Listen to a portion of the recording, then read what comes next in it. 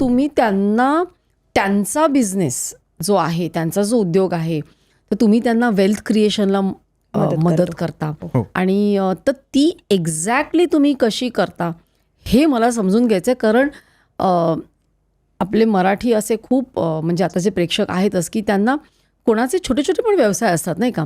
आणि प्रत्येकाला आज जे तू ग्रोथ म्हणालीस ती हवी असते, तर ते तुम्ही कसं प्लॅनिंग करता? म्हणजे आता गौरीने जसं सांगितलं, डिरेक्टरी हे फक्त आमचं पोर्टल आहे. या पोर्टलवर तुम्ही येऊन एकमेकांशी कनेक्ट होऊ शकता की तुमचा हा बिझनेस आहे, माझा हा बिझनेस आहे, चला आपण कनेक्ट होऊया, आपण ट्रेड करू शकतो, we have a deal done. पुढे जाऊन त्याच्या आम्ही कसं केलं, आता गौरीने जसं सांगितलं की 97 साली जेव्हा आम्ही पहिली वेबसाईट बनवली, आम्हाला हे लक्षात आलं की आपण वाय नॉट, आपण आता स्वतःची आमची छान चालायला लागली, आपण लोकांच्या का नाही बनवत. मग आमचे जे जवळचे क्लायंट्स होते त्यांना आम्ही पिच करायला लागलो की तुमची वेबसाईट आम्ही बनवतो.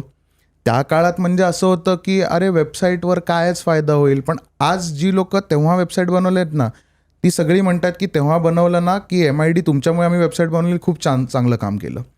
वेबसाईट जेव्हा बनली, आता एक वेबसाईट बनते म्हणजे बऱ्याच लोकांना वाटतं की वेबसाईट बनवली झालं काम, चला आता आम्ही सुटलो, आमची वेबसाईट झाली, कोणी बघू शकतं. असं नसतं.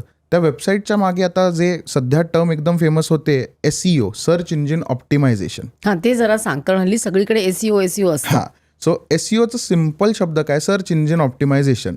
म्हणजे आता गुगल हे जगातलं सर्वात मोठं सर्च इंजिन.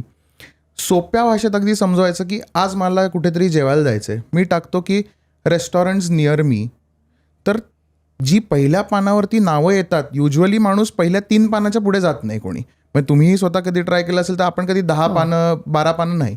सो पहिल्या 3 पानामध्ये यायचं ना की हां बाबा चला हे रेस्टॉरंट छान आहे, आपण इथे जाऊया. सो बेसिकली तेच झालं. आम्ही काय करतो, आम्ही MSMEसाठी करतो. MSMEज म्हणजे हे इंडस्ट्रियल मॅन्युफॅक्चरर्स असतात. सो तुम्ही काही त्याला कीवर्ड असं टर्मिनॉलॉजी आहे आमच्या टेक्निकल लँग्वेजमध्ये.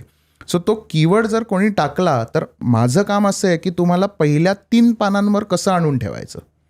आणि बाय डिफॉल्ट 3 पानं तुम्ही जसं म्हणालात की वेल्थ क्रिएशन कशी होते की आता आपण एखादा प्रोडक्ट घेऊ की MFI टेस्टर, म्हणजे हा प्लास्टिक मशीनला लागणार आहे. त्याच्यावर आमचे एक क्लायंट आहेत, त्यांचं जर नाव पहिले आलं, जो दिखता है वो बिकता है असं थोडं ते जे सेईंग आहे, त्यांना ते बघतात त्यांची वेबसाईट, अरे हाच मला प्रोडक्ट हवा होता, आणि सिम्पली ते त्यांना म्हणतात की चला मी तुमच्याकडनं विकत घ्यायला तयार आहे. झालं वेल्थ क्रिएशन. म्हणजे विदिन 10-15 सेकंड्स एक इन्क्वायरी आली आणि ती कन्वर्टही झालेली आहे. पण जस्ट डायल वगैरे असंच करतात ना? Just dial is similar to MID. हे त्यांचे ट्रेड प्लॅटफॉर्म्स आहेत. ही तुमची स्वतःची वेबसाईट आहे. म्हणजे MFI टेस्टर जर मी म्हटलं तर ही त्यांची स्वतःची वेबसाईट आहे. ॲग्रिगेटर्स म्हणजे जसं आता कुठचाही कीवर्ड सर्च केला तर इंडिया मार्ट येतं, महाराष्ट्र डिरेक्टरी येतं, जस्ट डायल येतं. हे आमचे कॉम्पिटिटर्स आहेत फॉर अदर सेगमेंट्स. बट आता आमचा कोर बिझनेस काय की तुमची वेबसाईट घेऊन तुम्हाला कसं प्रमोट करणं.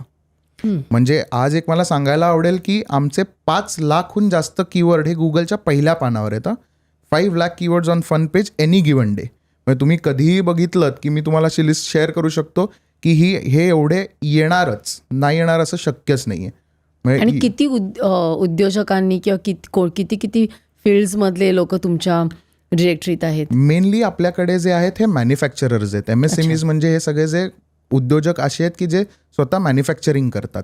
काही त्याच्यातले ट्रेडिंग करणारे आहेत. पण आता एक बदल असा झालेला आहे की खूप जास्त लोक स्वतः मॅन्युफॅक्चर करायला लागलेत. म्हणजे चायना असून सुद्धाही, कारण आता जो अँटी चायना थोडं मुवमेंट झाल्यामुळे लोक आता स्वतः मॅन्युफॅक्चर करतायत. Made in India. आणि आत्ता म्हणजे तुम्ही असं जर म्हणालात तर आमच्या टोटल MID पोर्टलवर एक 2.5 ते 2 लाख कंपनीज आहेत which are verified. Day to day एक टीम आमची हेच काम करते की व्हेरिफिकेशन, की आलेलं आहे बरोबर आहे की नाही. म्हणजे that is the quality of data which we can provide. ते सोडून आमचे जे डायरेक्ट क्लायंट्स आहेत ते आमचे टोटल 4,000 क्लायंट्स आहेत. आणि आम्ही 10,000हून जास्त डोमेन्स एका दिवशी मेंटेन करतो. आणि त्या 10,000 डोमेन्सचे 5 लाख कीवर्ड हे गुगलच्या पहिल्या पानावर आहेत आज. तुम्ही जो म्हणालात वेल्थ क्रिएशन, हा जो आपला क्वेश्चन होता, त्याच्यामध्ये आम्ही अजून एक हे करतोय, आम्ही महाटेक म्हणून एक इंडस्ट्रियल एक्झिबिशन चालू केलं 2004 साली. एक आयडिया अशी होती की आपलेच सगळे उद्योजक आहेत, आपलीच लोक आहेत, अगेन टुगेदर वी ग्रो. त्या संकल्पनेतनंच हे ॲक्च्युली पुढे आलं. आणि आपणच एकमेकांना भेटूया, एक प्लॅटफॉर्म तयार करूया की तिकडेच चांगला बिझनेस किंवा ग्रोथ धंदा एक जनरेट होतो आणि तो पुढे वाढवता येईल. त्याच्यावरनं आम्ही महाटेक म्हणून प्युअरली बिझनेस एक्झिबिशन असं चालू केलं. फुल फॉर्म काय? नाही, महाटेक हेच नाव आहे. महाराष्ट्राचे फक्त. हा, महाराष्ट्राचे पण महा मोठं टेक. ओ, महा grand. म्हणजे मोठं, मराठीतला महा. मराठीतला अच्छा, महा. हां. महाटेक टेक्नॉलॉजीतला. सो महाटेक हे चालू केलं आणि आता त्याचं 2025 साली आम्हाला 20 वर्ष होतील ॲक्च्युली महाटेक चालू करून. आणि तिकडे साधारण 500हून अधिक उद्योजक येतात, एक्झिबिट करतात आणि तिकडचीच उलाढाल जवळजवळ 800 कोटी ते 1000 कोटीची उलाढाल होते. 800 ते 1000 कोटी? हो, 4 दिवसात. 4 दिवसात. म्हणजे त्यांची ती अग्रीमेंट्स होतात की सेल होतात? Actually sale. ऍक्च्युअल सेल होतो. हो हो. आता त्याच्यातच एक उदाहरण मी सांगेन की आमचेच एक कस्टमर आहेत, ते गुजरातहून येतात दरवर्षी आणि आत्ता ह्यांच्या एका मशीनची किंमत साधारण CNC प्रेस बेरिंग मशीन म्हणतात त्याला. तर ह्या मशीनची साधारण किंमत एक 8 ते 10 लाख रुपये असते बेसिक सुरुवात मॉडेलचं. ते that can range up to 1 कोटीपर्यंत पण जाऊ शकते. महाटेकमुळे त्यांनी हे आम्हाला सांगितलं, महाटेकमुळे त्यांचं आज पुण्यात एवढं नाव झालंय की आज भोसरी MIDC म्हणजे जी पुण्यातली सर्वात मोठी MIDC आहे, तिकडे त्यांची ऑलमोस्ट एक फॅक्टरी सोडून त्यांचं मशीन आहे. किंवा अजून एक खूप छान सक्सेस स्टोरी ह्याच्यामध्ये अशी आहे की एक आमचे क्लायंट आहेत, ते घेऊन येतात मशिनरी आणि इथे विकायची याच ह्यानी ते येतात आणि ती विकलीही जाते. म्हणजे 3-4 दिवशी त्यांचं सोल्ड किंवा सोल्ड आउट असं लागलेलं असतं.